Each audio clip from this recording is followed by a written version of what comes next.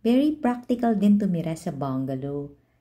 Kasi hindi ka akyat panaog, tapos kung may kasama kang mga toddlers o yung maliliit na bata, safe sila kasi walang hagdan, hindi sila mahuhulog. Even yung mga senior, bagay din sila sa mga bungalow. At itong bungalow na to may fully covered terrace pa. Fully renovated siya. Dito ito sa may BF Almanza, Las Piñas. Malapit lang sa South Mall. Dalawa ang kanyang living area or pwedeng receiving area yung malapit sa main door. Tapos, meron tong total of 3 bedrooms. Ito na yung bedroom 1. Safe din dito kasi nasa loob ng gated subdivision. Siyempre, flood-free. Ito yung common bathroom ng dalawang bedroom. Ang lot area nito ay nasa 296 square meters. Ang floor area naman nasa 210 square meters.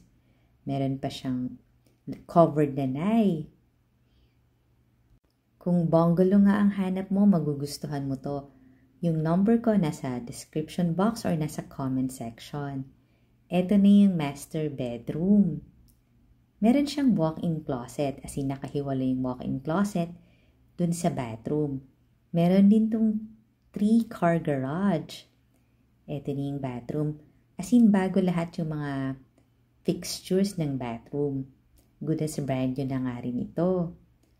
At ito naman yung kanyang kitchen, fully enclosed kitchen. Ang dami mong countertop, cabinet, tapos malaki yung iyong helper's room. Ito naman yung kanyang bathroom. Panoorin mo yung hosted house tour nito sa YouTube channel ng Home Search Philippines. Baka kasi ito na yung bahay na hinahanap mo.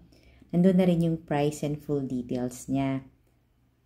Ito na yung utility area. Meron ka pang backyard, meron ding water tank. 24/7 naman ang Maynila dito sa BF Almanza. Call me for viewing ha. Marami pa rin tayong mga similar houses na pwede mong magustuhan. Follow and subscribe ka na dito sa channel ng Home Search Philippines. Thanks for watching!